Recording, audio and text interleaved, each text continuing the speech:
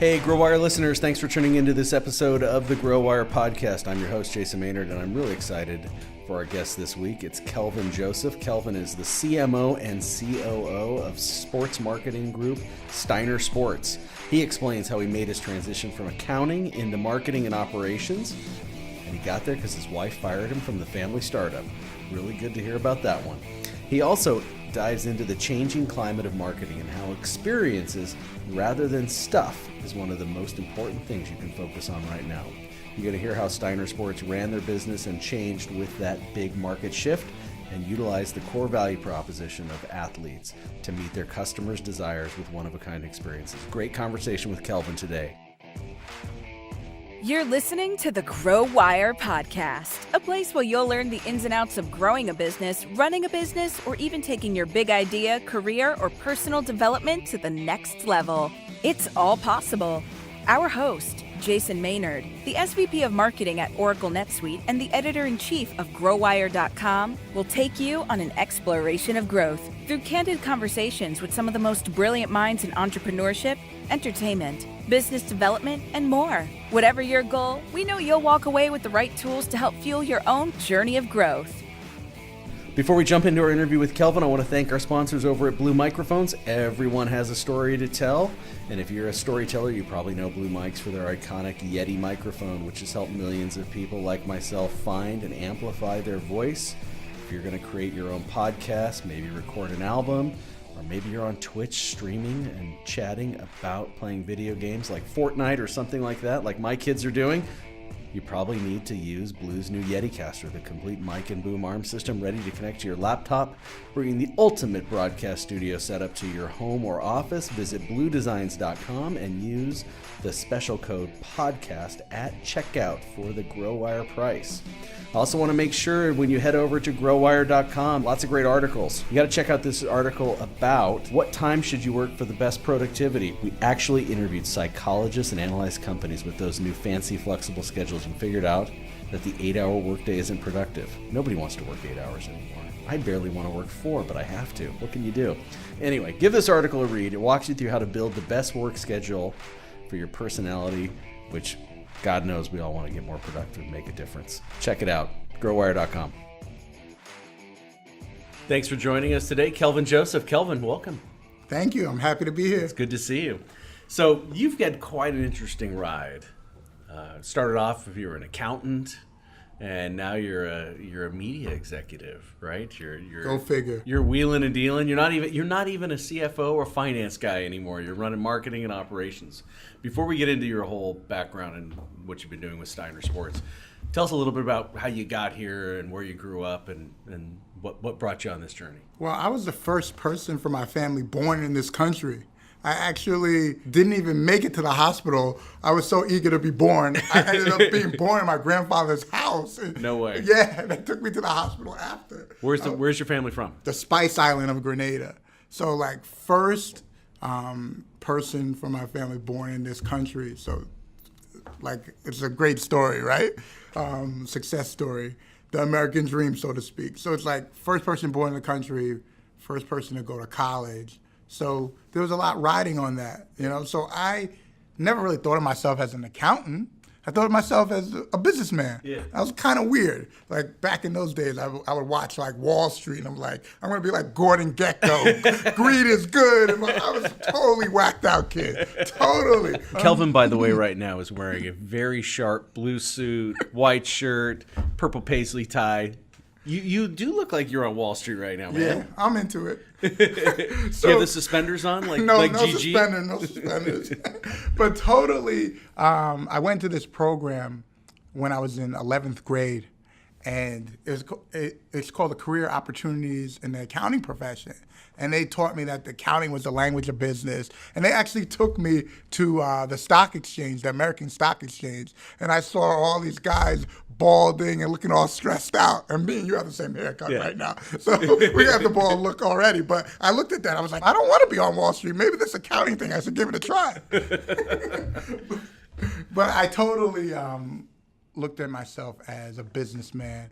I knew even as a kid I wanted to be the boss. I wanted to be a C-level executive, and I always thought of accounting as a way to get me there. So you went to Pace University. How was that? Oh, I loved it. Yeah. For me, I was either going to go to NYU, Pace, or Harvard. Harvard was like the school where I was just like, all right, let's go to at the time, the best school I thought I could get into, and I did. But then I grew up in Long Island, which is a suburb of New York, but I had been to the city twice. So I'm like, why in the world would I go away to school and I haven't experienced New York City? I'm going to school in the city. So it just turned out that Pace had a better accounting program than NYU, and they gave me a full ride. So I just went with that. That's amazing, yeah. So you studied accounting, and then when you got out, you worked at Ernst & Young. Well, the funny thing is, the goal was to work at Ernst & Young, EY, when I graduated. But I was crushing it. I got a job after my freshman year. I was working there from when I was 19. So I worked 30 hours during the school week and full-time summers for 3 years. I was like the man on campus. I had like money. I probably had more money when I was on campus than I have now because I had no bills. So what were you doing during school when you were working there? Well, I was in a national retail and consumer products group. Okay. You had to be a partner to get into the group, but then I was like their intern or whatever. So I'm working with these partners in the national retail and consumer products group. I'm like 19 years old in the city. Like, unbelievable experience. It really, big time. It really helped me to like set my targets higher because, and it was humbling as well. Because when you're working with a partner and you're an intern, I'm used to crushing it. I'm used to like being a top guy. But they're like, one day, the partner said, get this done. And I thought I killed it by working late to 7 o'clock. And I didn't realize that she was expecting me to work until the job was done, if it midnight if it had to. So that was like a culture shock to me as like this arrogant, young guy working at a big accounting firm and thinking he's crushing it because he worked till 7. There's always a bigger fish, man. There's always somebody grinding a little bit more. So you were there for what, 5 or 6 years? Yes. Okay. And then you went to actually work in retail then? Yeah, because along the way, my wife started a business called Samantha Shoes. And it was an amazing business. We invested $10,000 and then turned it into, it was over $1 million in revenue a year kind of business. And I decided to quit being a CPA and become a shoe salesman. So it was a cool company. It specializes in stylish shoes for women that are available in larger sizes. Something you might not know is that if a woman has passed a size 10 size shoe, she can't find shoes that are fashionable or stylish. So we went after that niche, and we saw that plus-size clothing was a multi-billion-dollar industry, so we figured ride right behind it with shoes, and like we came out the gates crushing it. So I quit EY to join the family business. Mm-hmm. Funny thing happened, after a year, I got fired by my wife. It's like how do you get fired from the family business? It's insane. So she fires me from the family business, and the biggest quote that just crushed me, because we're two alpha personalities, she's like, "This is Samantha Shoes, not Kelvin Shoes. You need to go get a job." So I get fired from the family business, but I'm still an investor. So because I'm investing, that's me, my wife telling me that I got to give her money. So I'm still an investor, but I got fired from the family business, which was so funny. You recovered though. Yeah, and I mean we did very well with the business. We were Inc. magazine 30 under 30, both of us, the same year as Zuckerberg. He did a little bit better. It's still a win. It's still a W, right? Yeah. So I went the entrepreneurial route, and then to kind of support the dream of keep building the business, I went and did operations, or I was a senior operations auditor at Saks Fifth Avenue, doing projects directly for the CEO at the time was Steve Sadoff when they were a public company. So that was really exciting too. What did you learn moving from being on the accounting side, working on the firm side, to actually being on the operational piece? When you're working at a firm, it's very focused on, at the level I was at, it was focused on doing the work, right? Handling the numbers, hitting your deadlines, et cetera. When I moved to the ops side, it was like, how do I improve the business? So that was a big shift, because one job was very focused and targeted. Hey, get this done. Yeah. And then the other one was kind of more of a thinking man's job, so to speak. That's great. We're going to take a quick break and talk about your next big move.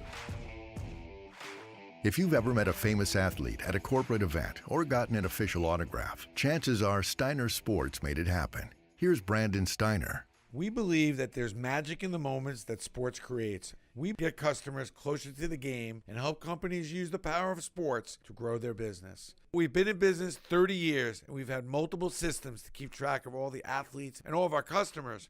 Multiple systems means multiple headaches. So we made the move to NetSuite by Oracle. NetSuite lets us replace all of our finance, inventory, and CRM functions with one convenient system. Now all the departments can see the same data. And if I have a question about our business, I can get the answer quickly. Find out how Steiner Sports scaled their business to millions of customers. Go to netsuite.com/Steiner. You'll also get our free guide titled Overcoming Your 5 Obstacles to Growth. That's netsuite.com/Steiner for our free guide and the story of a great American company. You're doing great at Saks. How do you end up working at Steiner Sports? Because it's a company, folks know it, big in the sports memorabilia space. What was that move about? Right around 2008, banks started going out of business, which was a very weird time for everyone. I remember it well. Yeah. So Saks Fifth Avenue selling $4,000 fur coats wasn't really doing that great either.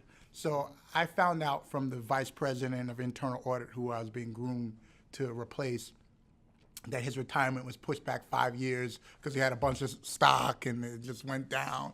So I was being groomed for a role that was now pushed back 5 years. So I wanted to go entrepreneurial again, and I went to Gilt Group at the time, and they were just a startup that was like killing it. They went from like $1 million to $100 million in a very short period of time. Doing flash sales, right? Yeah, doing the flash sales. And they were just fleecing Saks. They were like, everyone who worked at Saks, they were like just grabbing all their employees. They were aggressive. And they came and they grabbed me from there. And I started working there, and I found a vast difference from working for my family startup and then working for somebody else's startup. So it's like I was working 70 hours a week and I didn't own the company. I was like, this doesn't make any sense. I'm like a crap dad. My kids were 4 and 2 at the time. I was like, I didn't even make it a year. I was like, I want out of here. Yeah. So then I saw this opportunity at Steiner Sports, and they wanted me to do something similar to what I was doing at Saks. They needed to do a full reorg. So they started me off. I came in as an assistant controller. And then 3 months later, I was a controller. And then 9 months later, I was a CFO. Then I took over operations, the warehouse, IT, and then I took over sales. So it was just like I was a machine once I got in there. And I love sports, and I'm a big hoops fan, big basketball guy. So this is like the dream job. You get to leverage your accounting background and your finance and your ops, but you're dealing in the world of sports. Yeah, it's a beautiful thing. So I really enjoyed that. And then the funny thing is that in my role as CFO, it got to a point where it got really interesting. It became a time where I was looking for a big bonus check at the end of one of the years, and I had to sit down with the CEO, Brandon Steiner, who's my mentor. He's a founder. So I sat down with him, and I'm like, what's up? What's up with my bonus? Where's my money? And then he said to me, Kelvin, you're the highest paid person here that doesn't generate revenue. So I was like, whoa. That was like a big shift and a big shock to me, because I'm like, I think I'm killing it. I think I'm crushing it here. But then in reality, it was a sales organization, and I was operating on the expense side, and I was the biggest expense. So I say, I got relationship skills.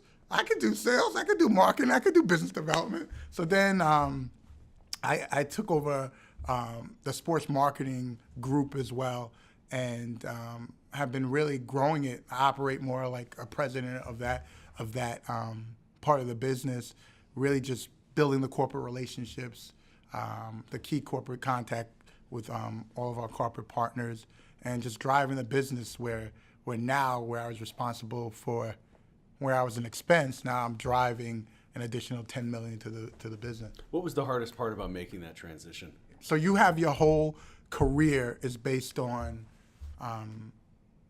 being an expert and really just having the confidence of knowing what I'm doing, and then going to something completely uncomfortable, where it's like, this is not where my training is, this is not where my skill set was. So I had to really get confident and just know, like, I actually am more effective than a normal salesman or a marketer, because I don't think like a salesman or a marketer.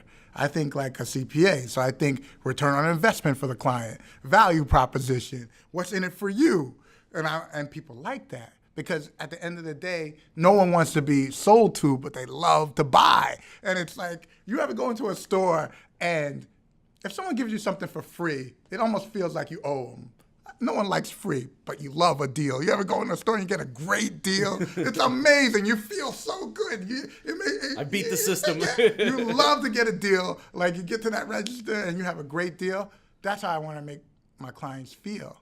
And I think only about them when I'm going into like a relationship or a business development process with them, because I know that as long as I can get them to like me, get them to know me and trust me, they'll do business. But if I'm going to keep them, I got to give them that value proposition. And I think that I just didn't need to be like every other sales marketer. Mm-hmm. I could be me, and it could actually play.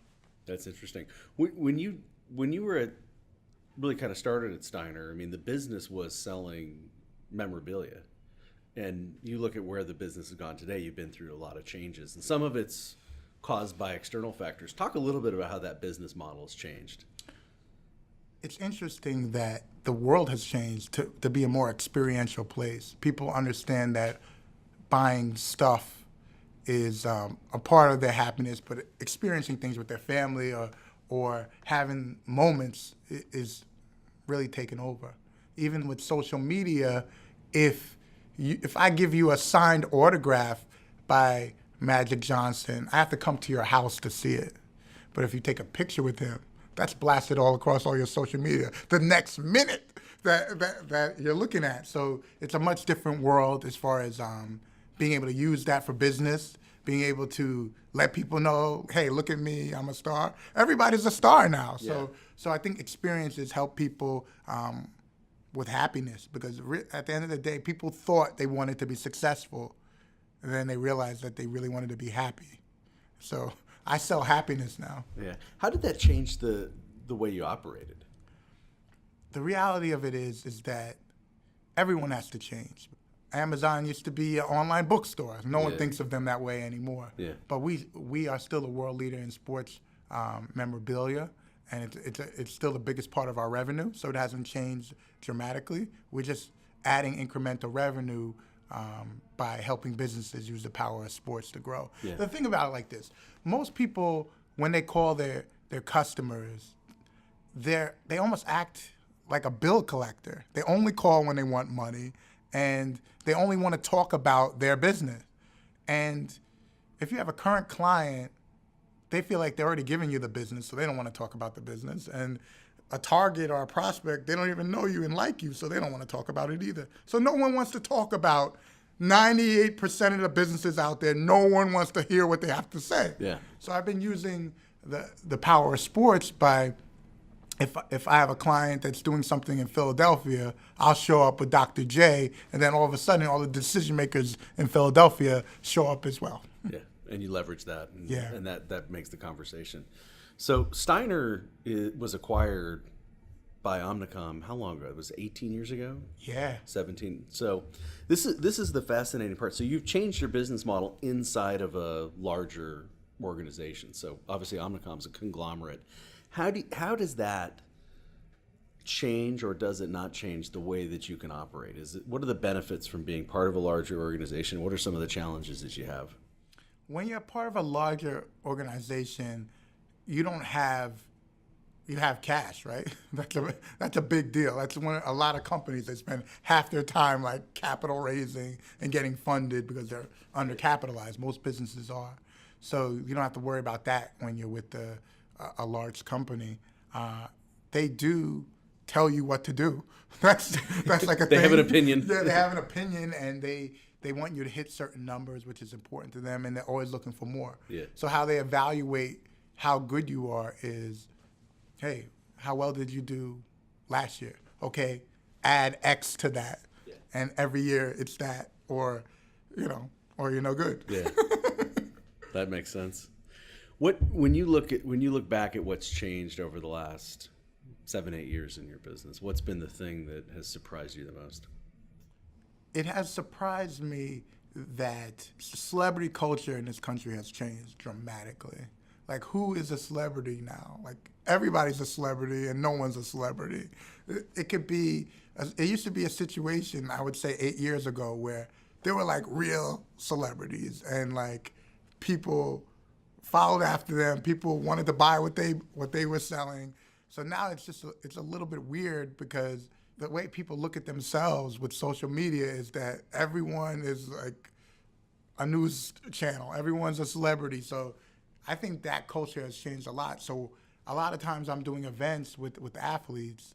It's sometimes harder to do it with a B or C athlete because people are like, I ain't gonna go to that. Whereas before they were more grateful, and now they want the A athlete. That gets me out of bed, an A athlete, not because they really care about the A athlete, because I'm gonna take a picture with the A athlete, I'm gonna post it through my channels, and that's gonna amplify my brand.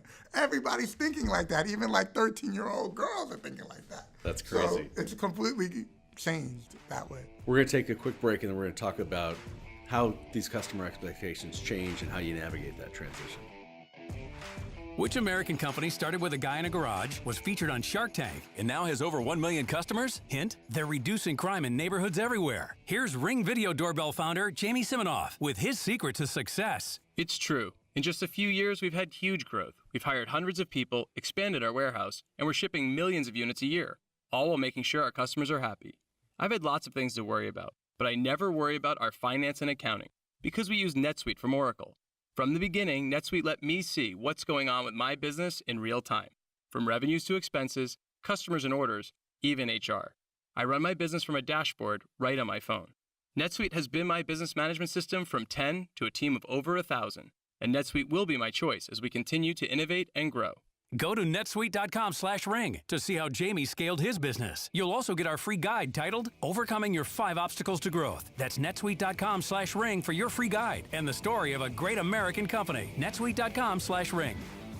So it's really fascinating to hear you talk about how folks think about in your business, an A athlete or a B athlete. When you're dealing with a customer that changes their expectation, you obviously then have to change your business model, you're going to change your strategy. So how has this transformed Steiner in terms of, what do you do with a customer who only wants the A athlete, and the B and C athletes, who are probably great, aren't as valuable to them anymore? How does that manifest in terms of your own strategy? You have to be nimble and you can't be stubborn. Sometimes businesses think that their customers are wrong, or their customers shouldn't think that way. Yeah. And they try to fight against the grain. Sometimes you got to just go with it. Do more things with A athletes and figure out how to make it accessible to them. The other piece of it is you just have to slice it up a little bit different. So maybe you have 4 B athletes, and then that plays as an A. Yeah. And you have to be smart about it, and you really can't be stubborn. When your customers are telling you what they want, you have to listen. And a lot of businesses, they get so stubborn as to what they think they should be that they don't evolve. It's almost like you see these stories now, and you see iconic brands like, let's say, a Toys R Us going under. Like, how can Toys R Us go under?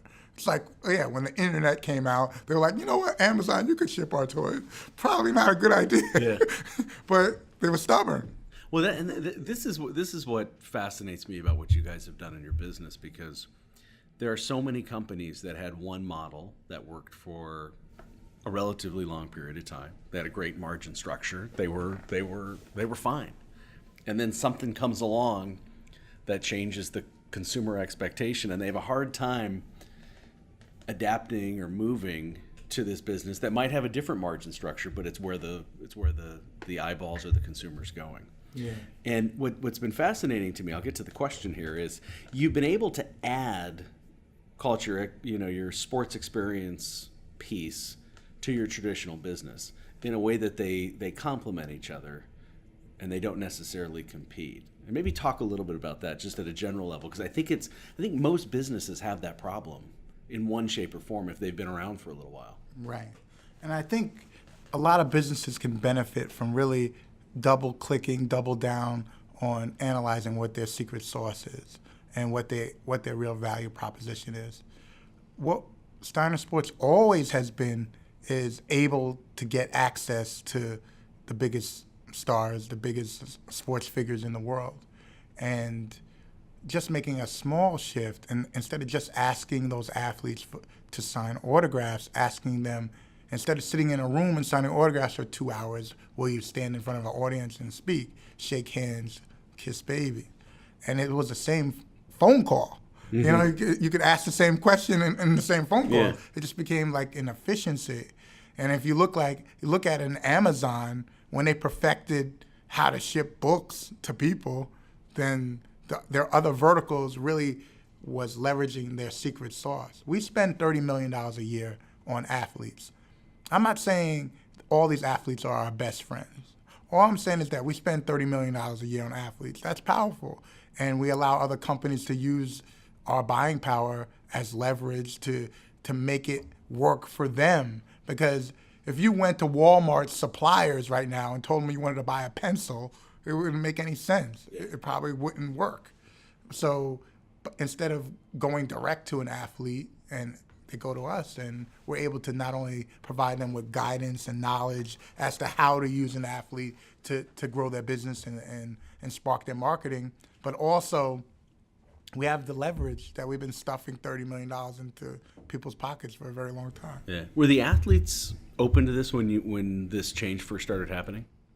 They loved it. Did they? Most people are people. Yeah. I would rather spend time and talk and take pictures with people and hang out and drink with them than just be in a room by myself signing an autograph. So just human nature, they're regular people, so a lot of them were into it. Yeah. It feels like athletes view themselves not just as athletes anymore, but as brands themselves. Yeah. And so how does this play into that? It's a lot sexier to be doing an event with a corporation for them than just being a purely direct-to-consumer play, whereas their merch is getting out to the direct-to-consumer. They want to be in bed with corporations, with companies. They want to invest. They want to be in the game. Yeah, it feels like the modern athletes today are better, more savvier business people than ever before, and look at their career. You know, most athletes, you know, even if it's a B or C level athlete, you know, it's a short career. Yeah. You know, you can be an accountant for 50 years if you want to be. Yeah. Right? You can't, you know, shoot a basketball for 50 years or hit a baseball. Yeah, it's amazing. Even the greatest players in the world, like let's say a Kobe, he's like done at 40. You know, so it's like it's what do you the same. Do next? Yeah. So I think it's not just them, but they're getting smarter people around them as well, where they understand that football is worse, where it's like your career is 3 years. So you're like 26. I didn't even know anything at 26. 26 and you're retired? That's insane. Yeah, it becomes more difficult. You made the comment earlier about other companies looking at their core competency and really understanding what that was. I mean, that was part of your understanding. What's the advice that you could say, like, okay, when you make that move and you're like, okay, we understand we're good at X, how do we then, if you will, operationalize that and then make that move from we got an idea that this is what it is to actually how do we bring that plan into action? It is imperative as well as very necessary to really understand your true value proposition. Once you actually have one, that's great.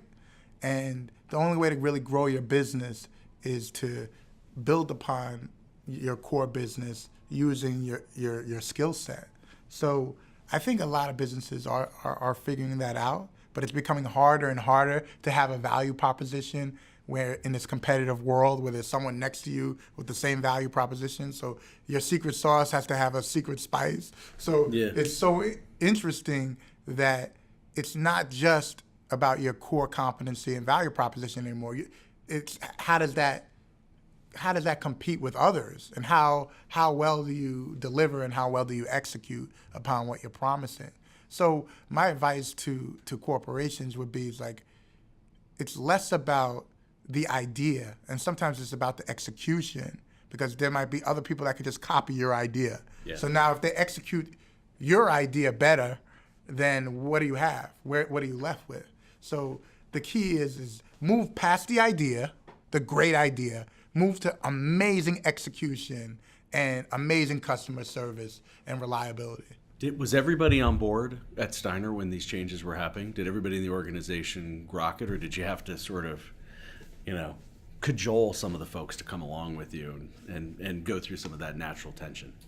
Because we were adding instead of taking something away, it was easier to transition. And I would advise companies to take that approach. It's not that, we're going to stop doing our core business and then start this new business. It's almost like, okay, we have our core business. This is our side hustle. All of a sudden, the side hustle has become the gig. So that's more of a layering approach. Yeah, that's the best way to do it. And you'll have less resistance within the organizations if you do the layering approach to it. Yeah. When you look back, say 5-6 years ago, when this really started to kick off for you, what were the things that if you could go back and do it differently, and you're like, oh my God, we made a mistake on this? Any of those things where you sort of say, wish I could have done it differently? I wish we would have took social media much more serious 5-6 years ago. It was like we looked down upon it. I mean, we looked at it as like... What do you mean? How do you... I mean, it was like, okay, we were still email marketers, and it's like social media was like a joke. Like, how do you make any money off of this, off of social media? And now, like, even myself, 2 years ago, I was like connected to 1,000 people on LinkedIn, and now I'm connected to 35,000. That's taking it serious. So now that's a platform that I could use to really amplify what we're doing. But man, if I would have got on this like 5-6 years ago, like we were totally not on it. We were like against it. We were like, that's stupid. Well, it's funny to hear that say that, because one of the things that you did grok though early on and understand that the currency or the value for your customer shifted from seeing that autograph to having that photo taken, and that photo taken was all about the social amplification. Yeah. Was it just hard to appreciate that this was gonna go where it's gone?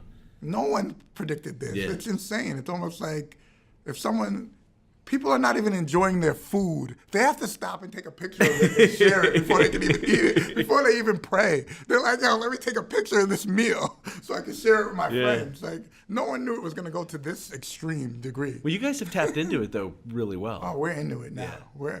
We're into it, but we're like 5 years. If we were into it 5 years ago, it would have been insane. And the funny thing about it is, like, our CEO, who was like the oldest person in the organization, he was the one pushing the initiative, and everybody was stubborn to get on board. That's funny. It's crazy. Well, the other thing about your business that's fascinating to me is that, Brandon's a brand in his own. He does a lot of speaking. Yeah. I think he does his own podcast as well, and he's, and if you look at your social media feeds, you guys are talking about sports, you're stirring up debate, you're having a conversation about this, and in a lot of ways you become your own content producer. Yeah. And how does that fit into? Is that an intentional strategy, or is that something that you guys sort of have kind of accidentally kind of walked into? We found out that when we tell people, hey, we can use the power of sports to grow your business, they're like, what does that even mean, right? They don't even get it. So if we show them what we're doing for other clients, they love that, and then we put that out there. Mm-hmm. If we start talking about things that they want to hear about instead of keep talking about our business, nobody really wants a company to just pitch their business. No one really wants to listen to that anymore. So if you could put out valuable content and then it's implied, hey, I'm a sports guru. You didn't know? Yeah. Have you been reading my feed? Yeah. I know what I'm talking about. Yeah, trust me. Like me. I'm your friend. Yeah. So then it makes us more accessible. But at the end of the day, if you only talk about your business And the only time I hear from you is when you're trying to trick me into give you money. You're a bill collector, and I don't want to talk to you. How do you keep your content authentic? You can see examples where companies try and build content, even if it's just on their own social media feed, where it just feels very product pushy or service, being hoisted upon somebody. How do you keep it true so it is what adds value or is entertaining or captures the imagination of your consumer? It really takes patience. You have to force yourself to be patient and force anybody who is a decision maker that is impatient. It's better to fight with them than to fight with the customer and try to force it down their throat. So I think trying to monetize it too quickly, or trying to figure out a way to make it something that gets an immediate reaction? You want to make content that people want. Yeah.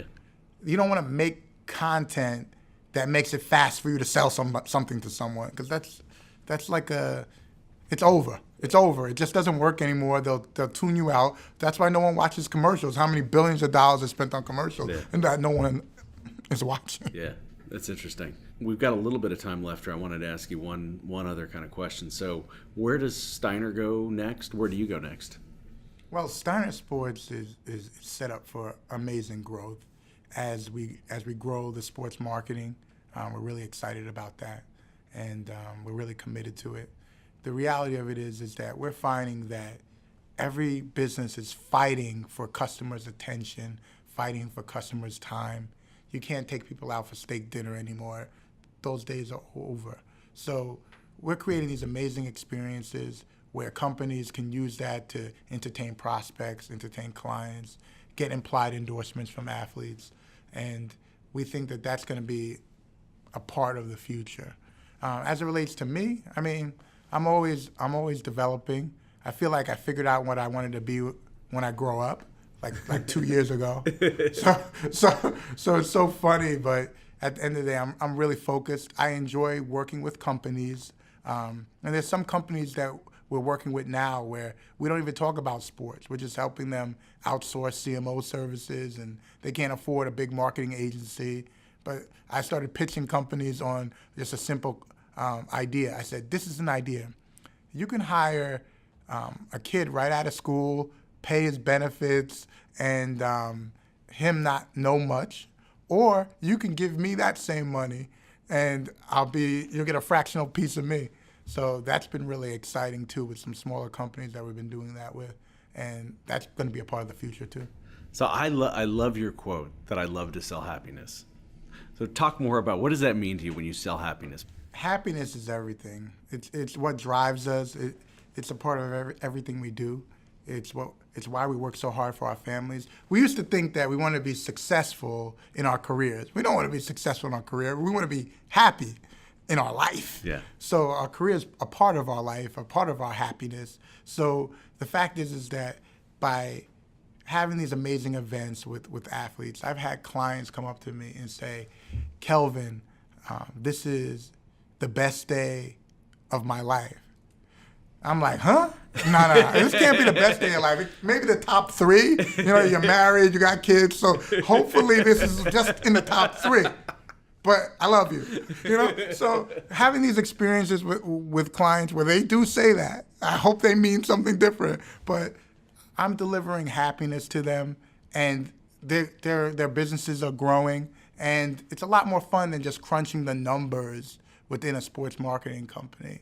I'm now helping businesses grow using the power of sports, and I'm delivering happiness to clients as well as results. I'm into it, deep.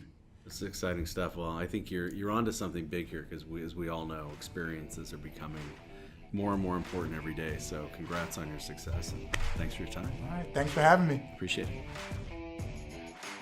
All right, there you have it, Kelvin. You learn a lot about life and business with this man. He's an amazing force of nature.